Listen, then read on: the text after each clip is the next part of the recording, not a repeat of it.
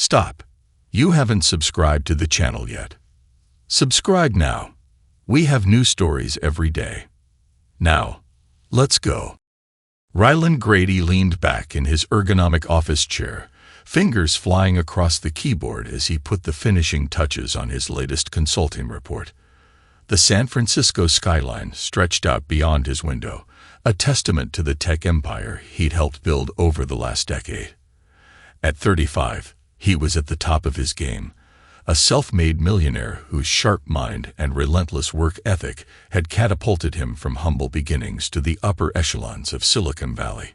As he hit send on the email to his latest Fortune 500 client, Ryland allowed himself a small smile of satisfaction.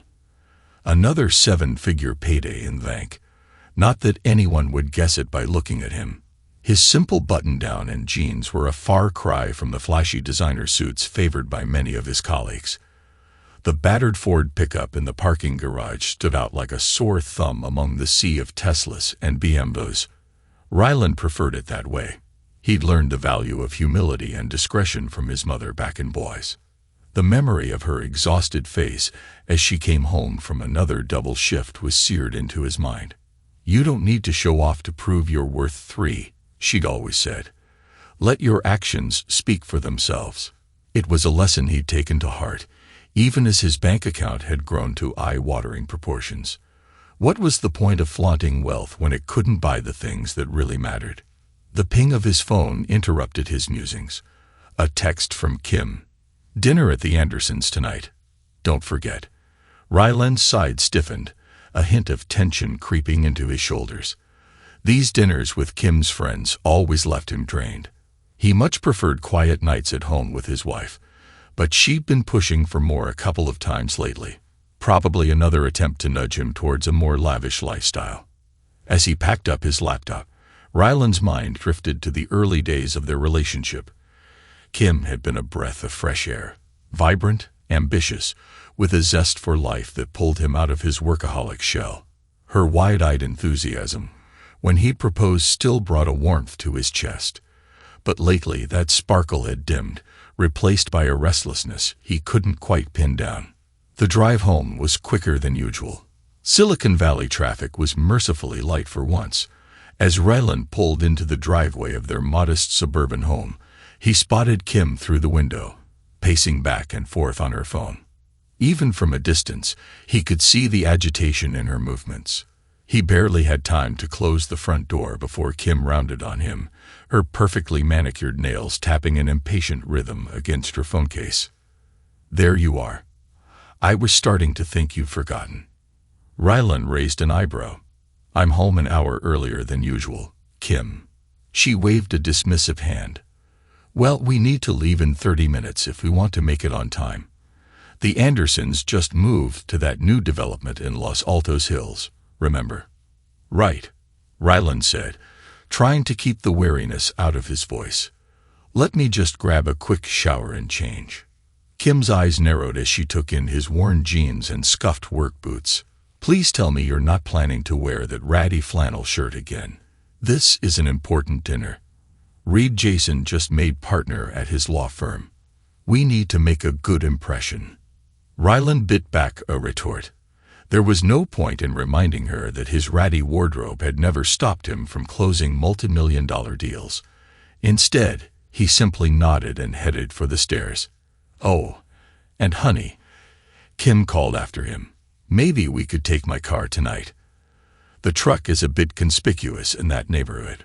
Ryland felt his jaw clench but forced out a neutral sure before disappearing into their bedroom. As the hot water of the shower pounded against his back, he tried to shake off the irritation. Kim didn't mean any harm. She just wanted what was best for them, even if her idea of best sometimes felt suffocating. 25 minutes later, they were cruising down the 280 in Kim's sleek Audi, purchased on Ryland's dime, but registered in her name. He had to admit the leather seats were a lot more comfortable than his truck's worn upholstery. Kim chatted animatedly about the latest neighborhood gossip, filling him in on who was feuding with whom and which couples were on the verge of divorce. Ryland made the appropriate noises of interest, but his mind was already dreading the endless small talk ahead. The Andersons' new home was exactly as ostentatious as Ryland had feared. A sprawling Mediterranean-style mansion perched on a hillside, complete with manicured gardens and a fountain gurgling in the circular driveway. He could practically feel Kim vibrating with envy beside him. "Can you believe this place?" she whispered as they walked up to the ornate front door. "Jason said they got it for a steal at only $8 million. Imagine living somewhere like this."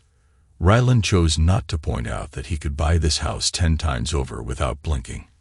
Instead, he plastered on a polite smile as the doors swung open to reveal their hosts. "Kim, Ryland, so glad you could make it." Melissa Anderson air-kissed them both. The scent of expensive perfume lingered in her wake. Her husband Jason stood behind her, all white teeth and California tan. Come in," Melissa ushered them inside. Dinner's almost ready, but Jason was just about to give everyone the grand tour. "You have to see the wine cellar. It's to die for." The next hour passed in a blur of high ceilings, marble countertops, and artisanal touches. Ryland nodded and smiled at all the appropriate moments, but couldn't help noticing the way Kim's eyes lit up at each new extravagance. The longing in her gaze was impossible to miss.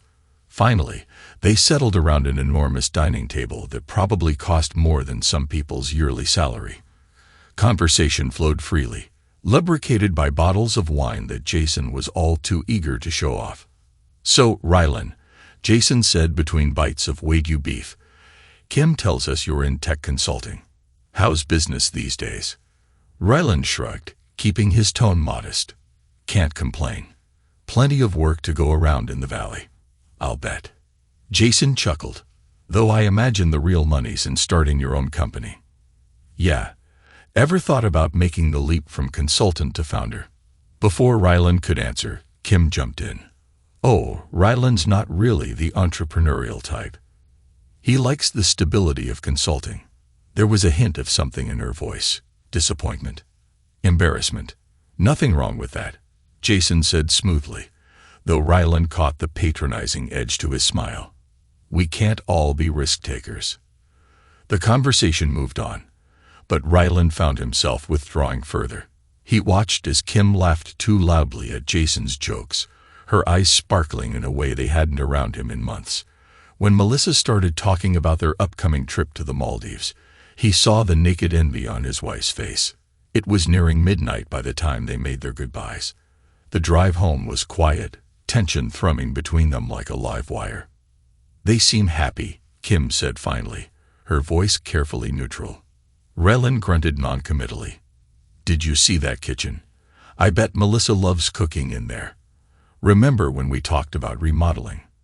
"Our kitchen works just fine," Ryland said, perhaps a bit more sharply than he'd intended. Kim's lips pressed into a thin line.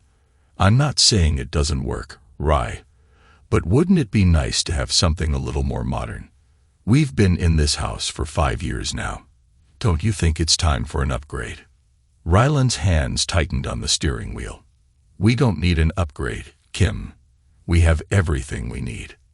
"Need? Sure," Kim muttered. "But what about want? Don't you ever want more than just getting by?"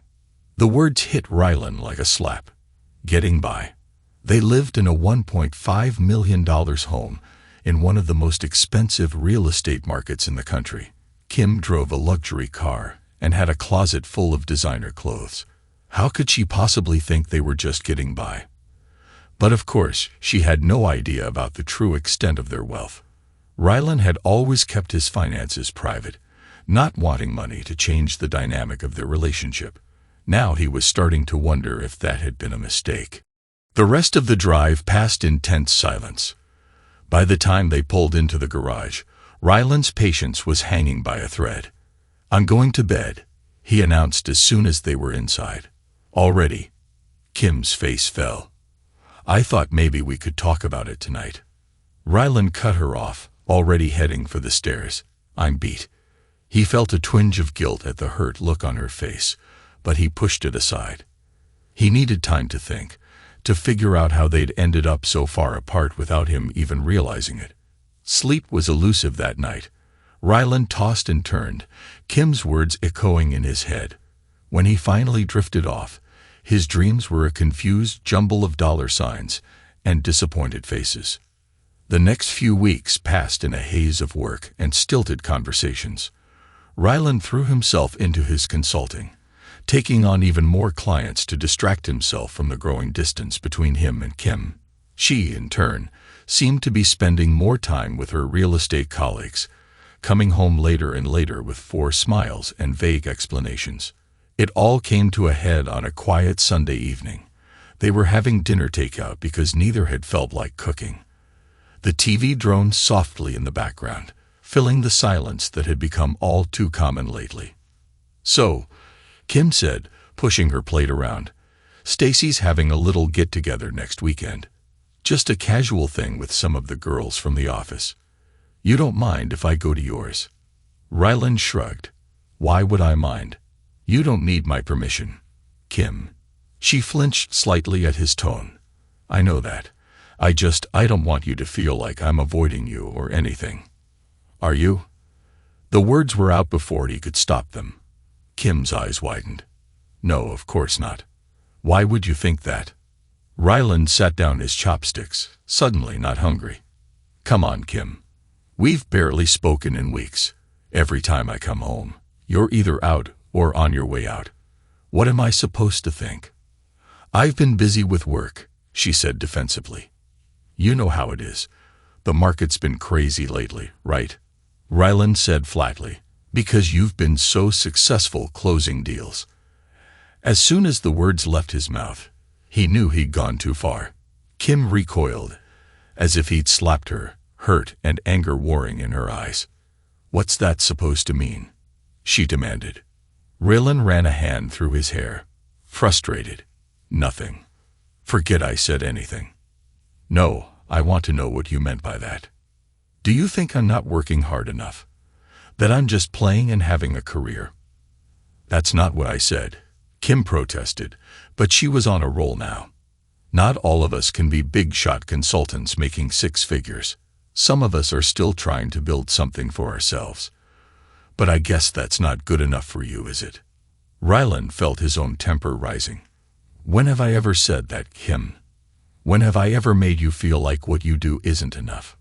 "You don't have to say it," Kim shot back. "It's in every disapproving look when I talk about work. Every time you brush off my ideas for improving our life. God forbid we actually enjoy the money you make instead of living like we're still struggling college students."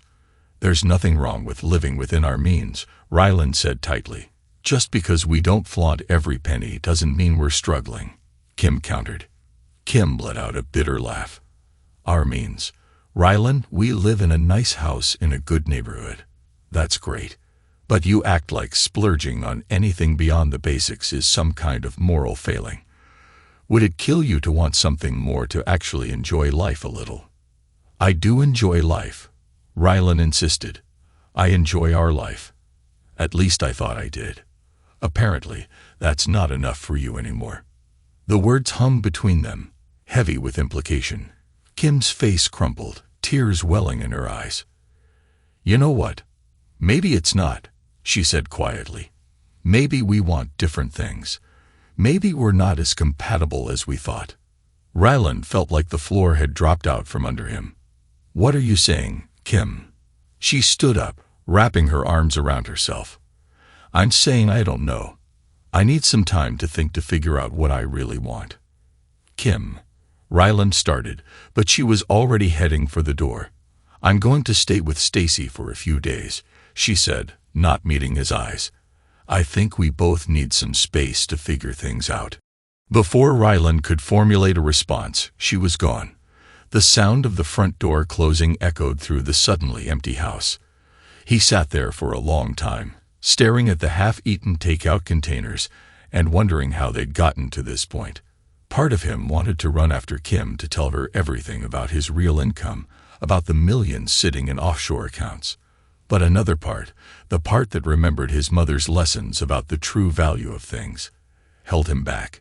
If money was all it took to make Kim happy, to make her stay, was that really a marriage worth saving? The next few days passed in a blur. Ryland went through the motions at work, his usual sharp focus dulled by the constant replay of their argument in his head. He found himself reaching for his phone a dozen times a day, composing messages to Kim only to delete them unsent. On the fourth day, he came home to find Kim waiting for him, a small suitcase by her feet. His heart leaped for a moment, thinking she'd come to her senses. But the grim set of her mouth told a different story. "We need to talk," she said, and Ryland's world came crashing down. What followed was quite possibly the most surreal conversation of Ryland's life. Kim, her voice alternating between anger and tears, laid out all her frustrations. How she felt stifled by their modest lifestyle. How she'd watched her friends advance in their careers and upgrade their lives while she felt stuck in place. How she'd come to resent what she saw as Ryland's lack of ambition. "I can't do this anymore, she said finally. "I thought I could be happy with a simple life, but I'm not. I want more. I deserve more." Ryland listened in stunned silence, a maelstrom of emotions churning inside him. Hurt, anger, disbelief, and underneath it all, a cold, hard nugget of resolve. "So that's it," he said when she finished. "You're walking away from 5 years of marriage because I don't make enough money for you." Kim flinched. "It's not just about the money. It's about feeling like we're moving forward, like we're building something together. But you're content to just exist. I need more than that." Ryland nodded slowly, a plan forming in his mind. "I see. And I suppose you think you'll find that more out there somewhere. I have to try. I'm still young. I have time to start over. To find someone who shares my goals. Someone richer, you mean?" Ryland said flatly, "Kim." Kim's silence was all the answer he needed. "All right," he said, surprising himself with how calm he sounded. "If that's what you want, I won't stand in your way. We'll get a quick, clean divorce. No fuss, no muss." Kim looked up, startled. You're not going to fight this." Ryland shook his head, his voice steady. "What's the point? You've made it clear what you want. And it's not me. Not unless I suddenly turn into some flashy millionaire overnight." He watched the flicker of regret in Kim's eyes, quickly replaced by determination. She nodded, squaring her shoulders. "I'll have my lawyer draw up the papers. We could do this amicably, right?" "Of course," Ryland said, his tone neutral. "I'll have Carla handle things on my end. She'll make sure everything's fair." Kim's eyebrows rose slightly at the mention of Ryland's high-powered lawyer friend, but she didn't comment. Instead, she picked up her suitcase, hesitating for a moment. "I'm sorry, she said softly. "I do love you. Not enough." Ryland finished for her. "I get it. Go on, Kim. Your new life is waiting." The door closed behind her. Ryland let out a long, slow breath. He walked to the window, watching as Kim's car pulled out of the driveway for the last time. A mix of emotions swirled within him. Anger, hurt, a touch of relief, and underneath it all, a steely determination. He pulled out his phone, dialing a familiar number. "Carla, it's Ryland. I need your help with something. How fast can you process a divorce?" The next few weeks passed in a whirlwind of paperwork and terse meetings. True to his word, Ryland kept things civil, agreeing to a modest settlement that wouldn't reveal the true extent of his wealth.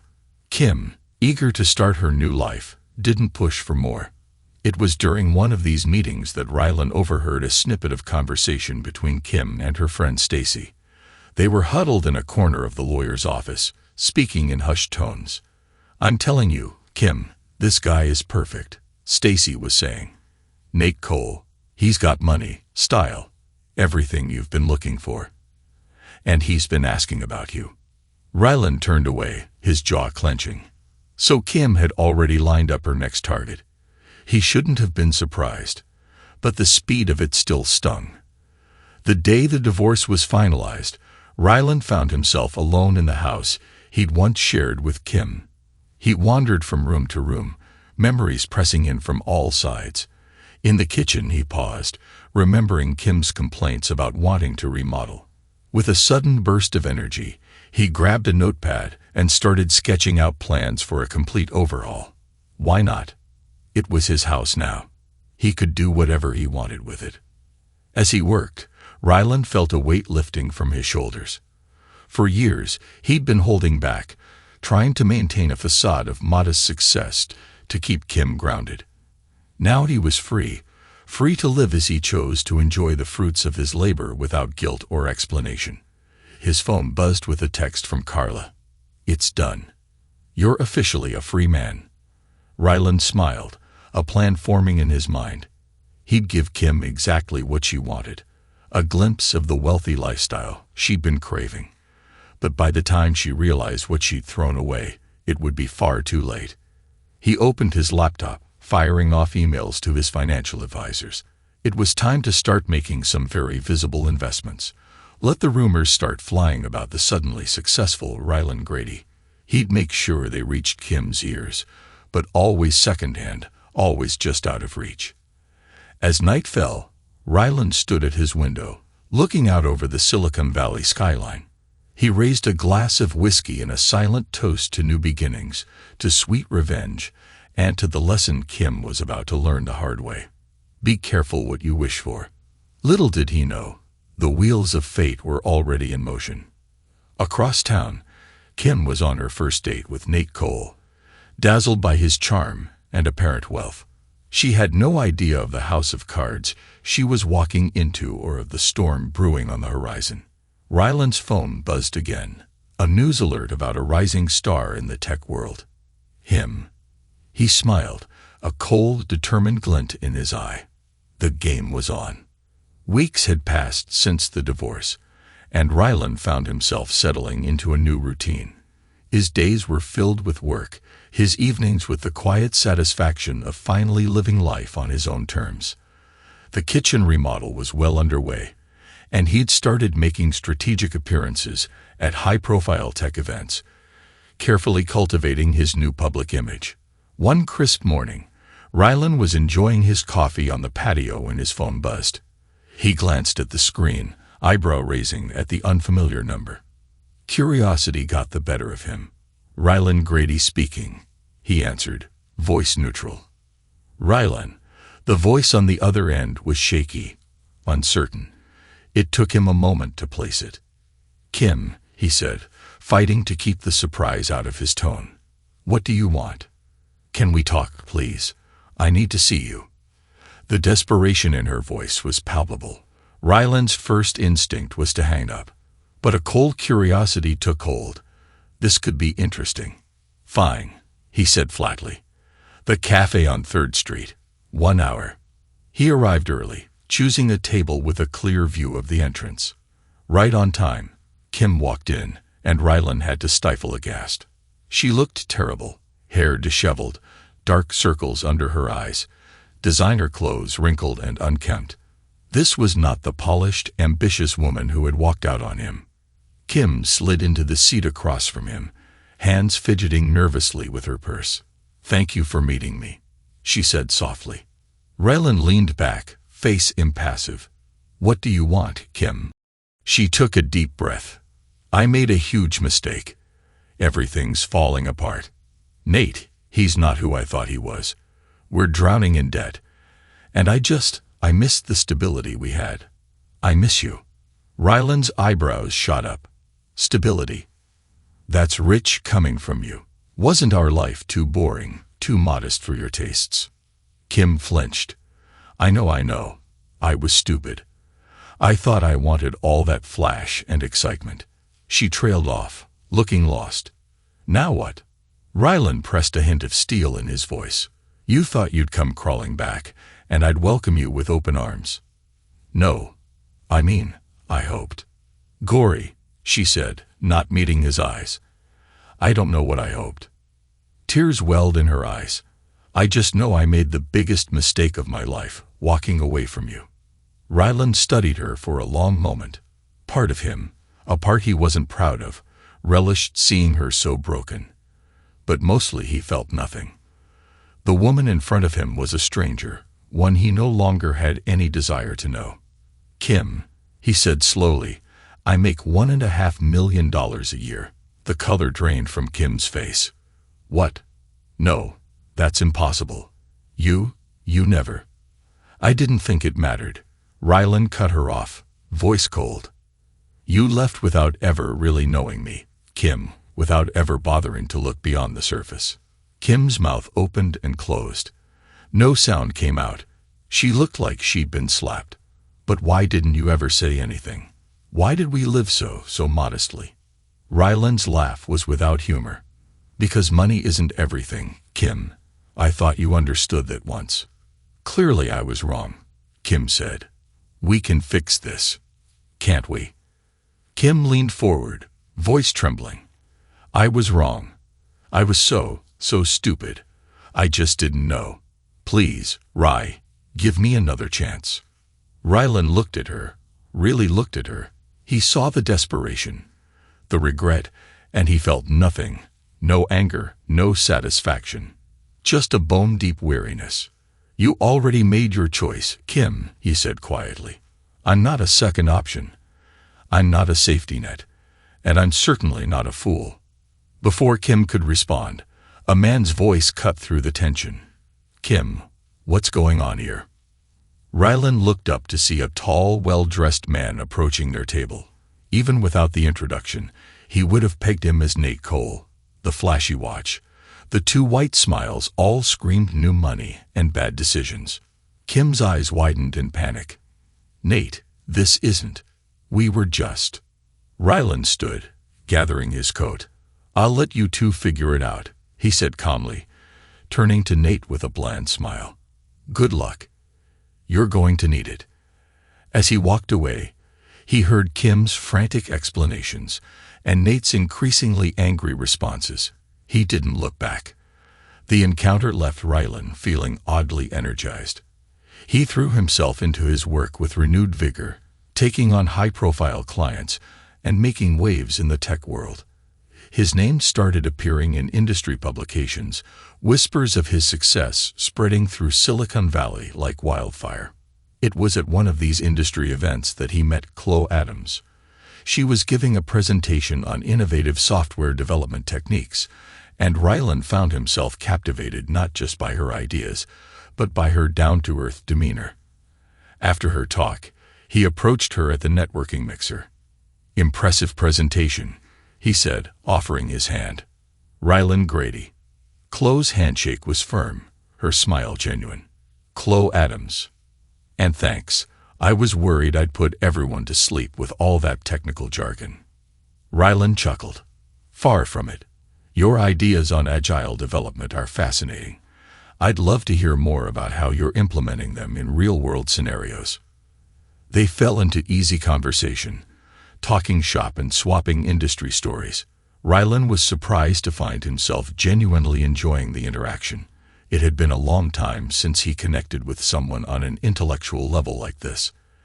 As the evening wound down, Ryland found himself reluctant to end the conversation. "Listen," he said, "I know this is a bit forward, but would you like to grab coffee sometime? Continue this discussion in a less corporate setting?" Chloe tilted her head, considering. "You know what? I'd like that. But full disclosure, I'm not interested in climbing any corporate ladders or latching onto the next big thing. If that's what you're after, I'll save us both some time." Ryland felt a genuine smile spread across his face. "Chloe, that might be the most refreshing thing I've heard all year." "The most refreshing thing I've heard all year." Chloe laughed, her eyes twinkling. "Well, in that case, I have a confession to make too." Ryland's heart skipped a beat. "Oh, I've been secretly hoping you'd offer to fund my startup idea," she said with a serious face, then burst out laughing at Ryland's shocked expression. "I'm kidding." "God, your face."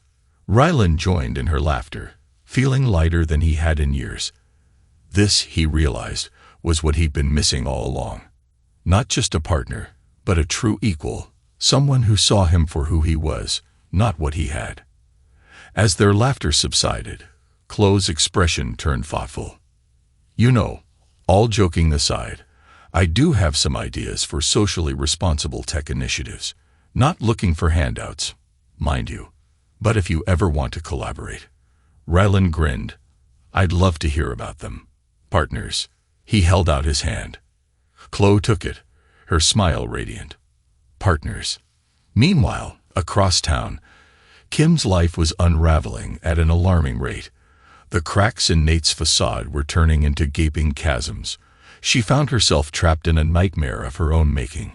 It started with little things: bill arrivals marked as final notices, hushed phone conversations that ended abruptly when she entered the room. But soon, the truth became impossible to ignore. "What do you mean? The business is failing?" Kim's voice echoed through their penthouse apartment. "You said we were doing great." Nate paced the room, running his hands through his hair. "I thought we could turn it around. The investors were supposed to come through.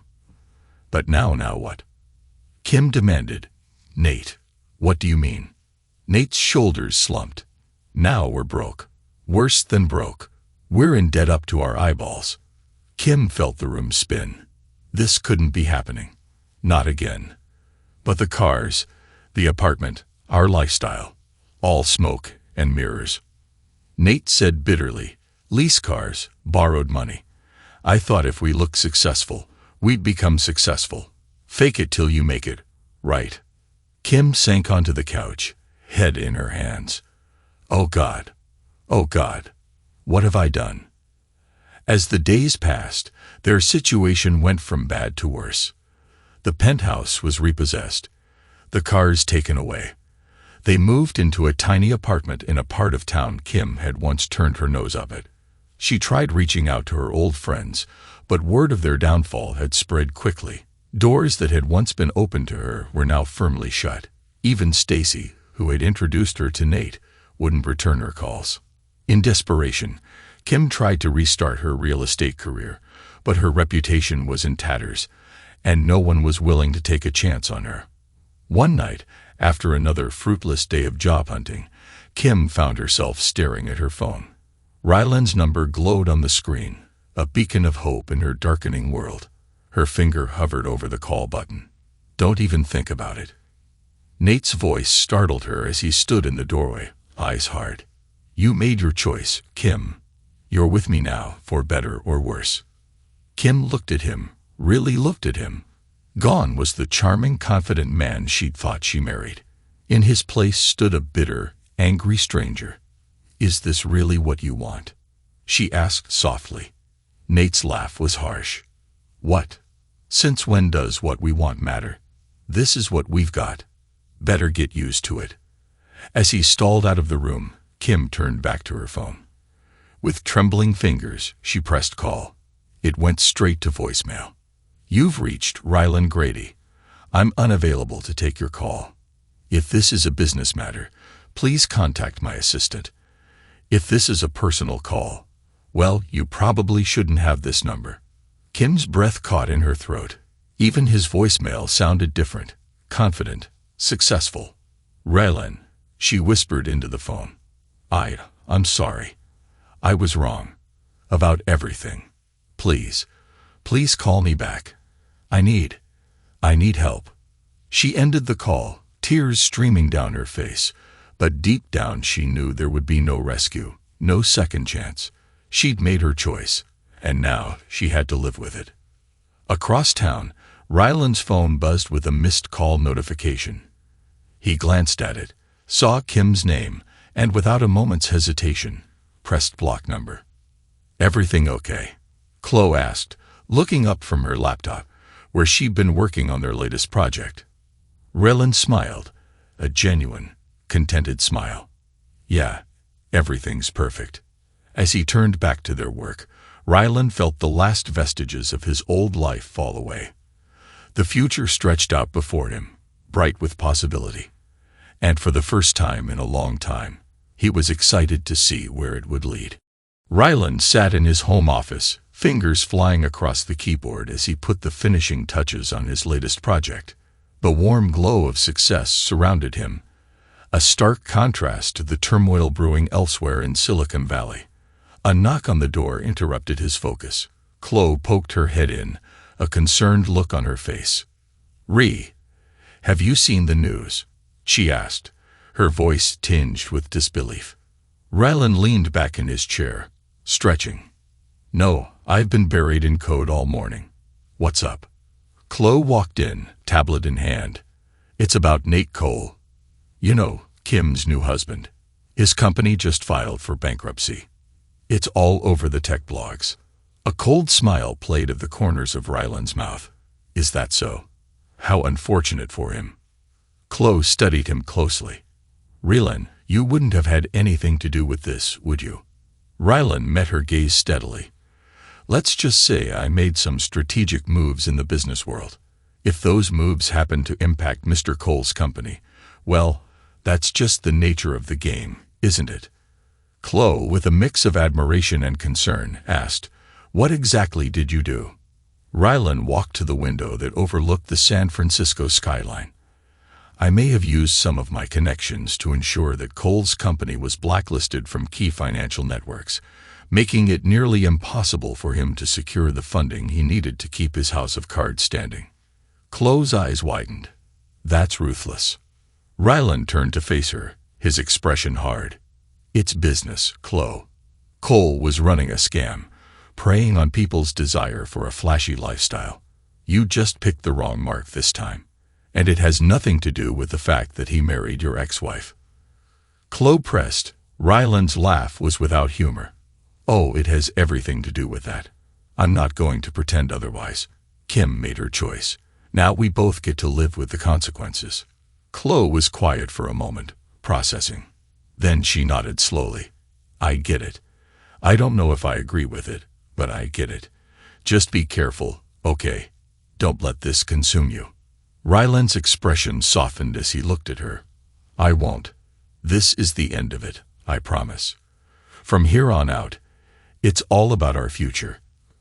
Across town, the fallout from Nate's business collapse was reaching a fever pitch. Kim paced their small apartment, phone pressed to her ear. "What do you mean?" "There's nothing left," she hissed into the receiver. "There has to be something." Nate's voice crackled through the speaker, defeated and angry. "It's gone, Kim. All of it. The business and savings. Everything. We're wiped out." Kim felt the room spin. She collapsed onto the worn couch, her free hand clutching at her hair. "How could this happen? You promised me. You said we'd be set for life."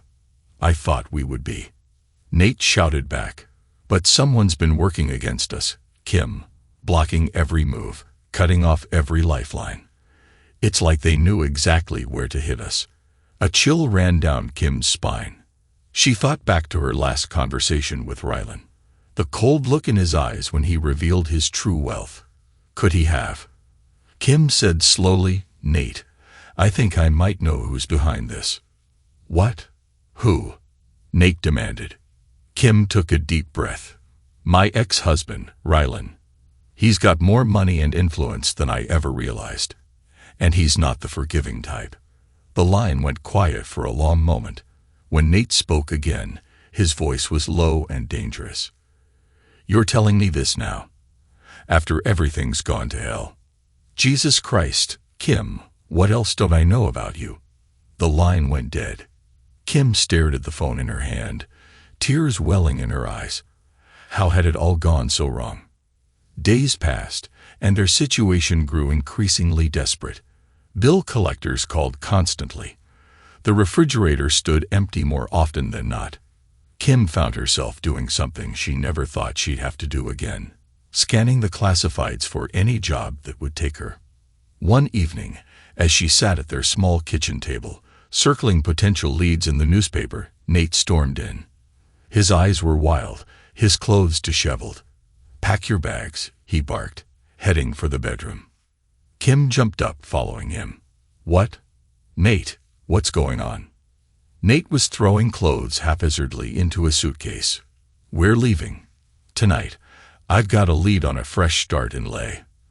An old buddy of mine says he can get us set up." Kim's heart raced. "Leave? But what about our lives here? Our friends? Our—" Nate's eyes blazed. What friends, Kim? What life? It's all gone. And it's all because of you and your rich ex-husband. Kim recoiled, as if she'd been slapped. That's not fair. I didn't know. You should have known, Nate roared. You were married to the guy. God, I was such an idiot. I thought I'd landed a meal ticket. But instead, I got stuck with a clueless gold digger who couldn't even pick the right mark. The words hung in the air between them, ugly and raw. Kim felt something inside her snap. Is that all I am to you? She asked, her voice quiet but steel-edged. A meal ticket. Nate deflated slightly, running a hand through his hair. No, I'm sorry. I didn't mean that. I'm scared, Kim. Everything's falling apart, and I don't know how to fix it. Kim looked at him, really looked at him. Gone was the confident, charming man she'd fallen for. In his place stood a desperate, broken shell. She made a decision. Go, she said softly. Nate blinked. What? Go to Lay, make your fresh start. But I won't be coming with you.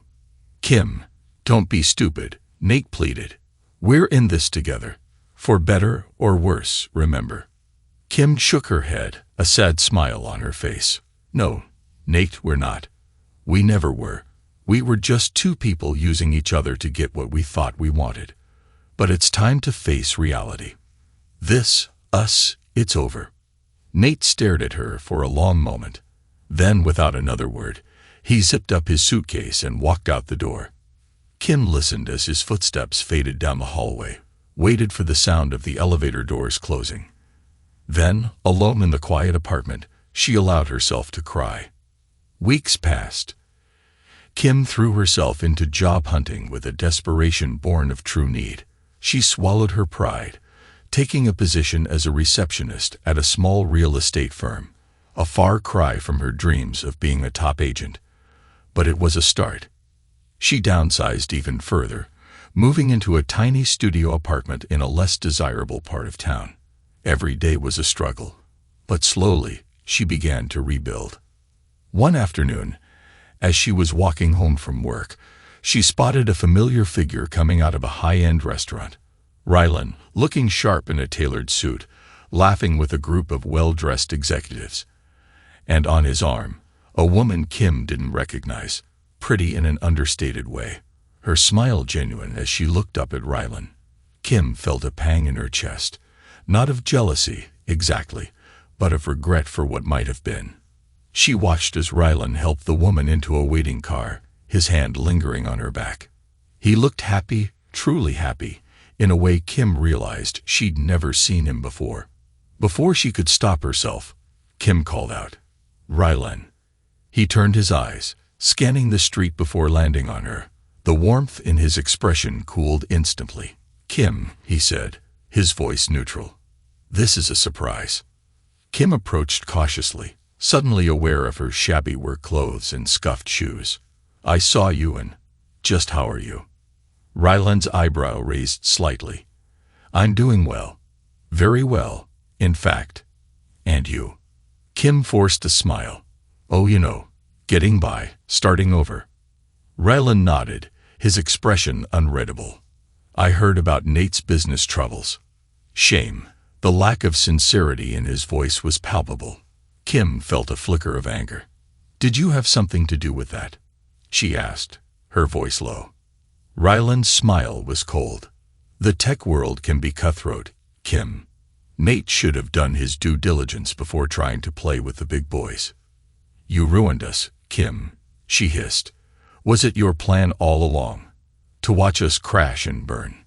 I didn't ruin anyone, Ryland replied calmly. I simply allowed the consequences of your choices to play out. You wanted flash and excitement, Kim.